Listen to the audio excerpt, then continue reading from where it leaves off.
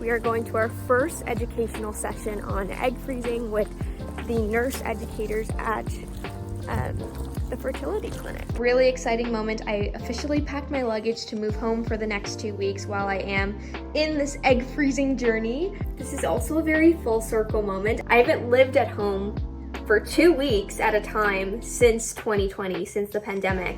And it's actually really exciting and kind of like a nice end to a chapter because I'm living at home with my family for the last time before I move in with my boyfriend in a month. So I'm egg freezing, living with my parents during that, and then moving in with Grinder.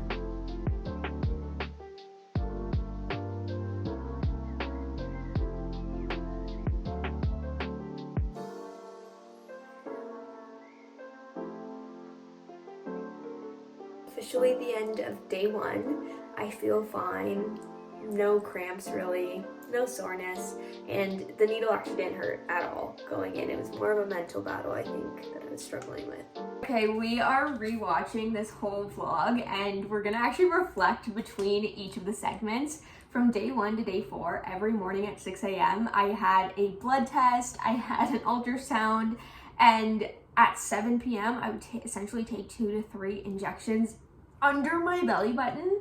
Now looking back, like, fine, super fine, but by day 4 it was definitely getting really sore. Like, I can't believe that I was so nonchalant about it back then. And honestly, like, from day 1 to 4, you are really just learning the educational stuff. So for example, the nurse educators were connected with me like in the portal. And so every day we would go over like what I need to know, what I should be looking out for, warning signs. If I have any questions, they were there, and they were there like 24/7, which was super helpful. Yeah, so that's day 1 to 4. I also, aside from all of this, I was working full time. Like, if I were to do this again, I would absolutely take time off because it was such a time suck. I felt super tired, and I don't think I accurately shared that in this vlog, but let's keep watching. Day 4 of the actual medication, and all I can say is you are, like, at least for me, I am sore. Like, my ovaries feel like they went from limes to oranges. You kind of feel like every movement, and maybe that's just me because every single person who experiences this has a different experience, but yeah, I just think it's important to know, especially if you aren't taking time off work and you're in this situation. So I'm driving home right now from Hamilton to my family home, and I will update on how the actual medication goes.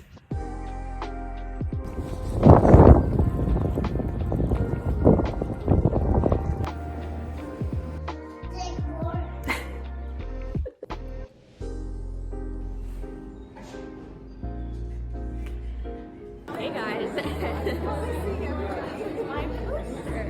This was not shown in that clip going to that conference, but I essentially had to be at the conference for 8 a.m. My appointment was at 6 a.m. in Markham, which is about an hour and a half to Hamilton. I woke up, had to go to that blood work and ultrasound, and again, it's an intravaginal ultrasound, so it's up there. And I essentially had to go to this conference and pretend like nothing was happening and pretend that like I was okay and pretend like I wasn't egg freezing. A reminder, at this time, I was so anxious about anyone finding out I was doing this procedure. I was so anxious that like my professors and people around me would think I was like, oh, just like weird, or like they would judge me differently, especially my male colleagues. And so that day I actually was sore. I don't think I evoked that accurately in the video. I was sore. I actually hated being at that conference, and I just had to be there. I woke up the next day. You'll see how I felt. It felt like my ovaries went from little tangerines to like big grapefruits, and it was whack.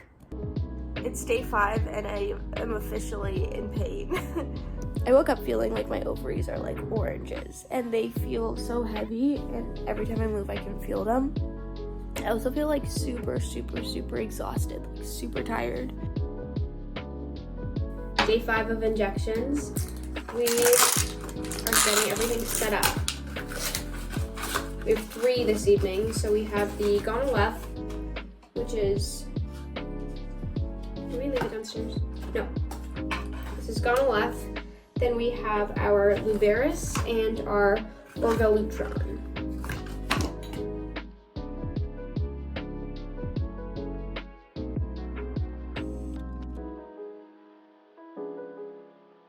One thing that you learn about during this whole entire process is how big your follicles actually have to get. So for example, when they're doing your ultrasound in the morning, they're measuring each follicle and how many that you'll have. So for me, being young, they really strive for over 20 eggs to be able to retrieve. When they're measuring them, they want to get them as close to like 2 millimeters, but still under 2 millimeters. So like 1.8 was ideal, but anything lower than like a 1.4, they were kind of just like, I don't know if they're gonna survive the freeze and then a thaw.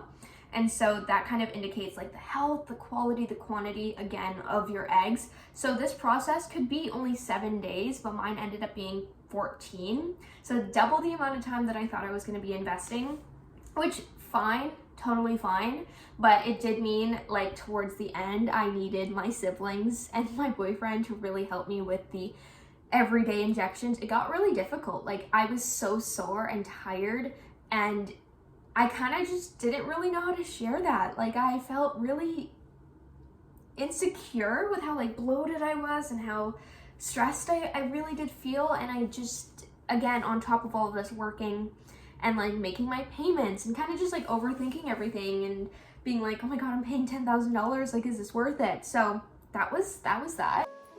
Last needle before trigger.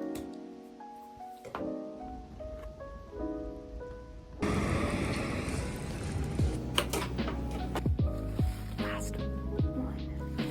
Different size than yesterday, like, and not bigger. Just think about how they could be squishing. Okay, so I'm driving to the Leafs game right now, and I had two reflections. Number one, I just did a radio interview with the Hamilton Global News radio station about just opening up the dialogue about fertility, because I think it's so important to talk about your fertility goals, talk about untraditional ways to get pregnant and family plan. And number two, I was just thinking about the fact that I was so hesitant to even start social media 2 years ago, and I think there's quite a bit of stigma, especially for people in an academic setting, sharing openly their lives in various ways, even before this egg freezing series. And I just want to say, for anyone who's ever doubted themselves or felt should I be doing this, keep going.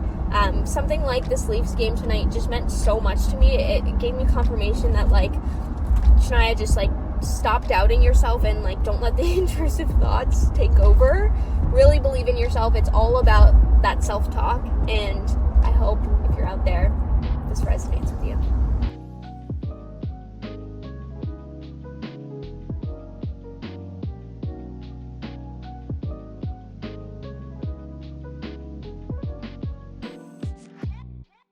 Okay, after the Leafs game, I went in for my retrieval at 6 a.m. the next day. Footage got missed here because I woke up all night in so much pain. I know that many people say that they don't feel anything. I didn't feel much significance over the course of the 14 days, but that night before that retrieval was awful. I was I walked into the clinic and I was get these eggs out of me. I'm done. I don't want this anymore. I'm so I hate it. I hate it. I hate it. I was in a curled up ball, and you can't take painkillers. So that's how that ended. I essentially woke up. My surgeon actually has a funny video of me still asleep, sedated, and me pretty much saying, we should all be transparent. And that's how I woke up, which is so funny. Woke up. They called me once I got home, and they were we retrieved 20 successful eggs, so we're really excited, really happy, they did well, and go home, rest, and you'll be fine. And essentially, that's the story of me freezing my eggs. I have an in-depth series on TikTok. I have more on Instagram if you're curious. If you have questions, let me know in the comments, and happy Friday.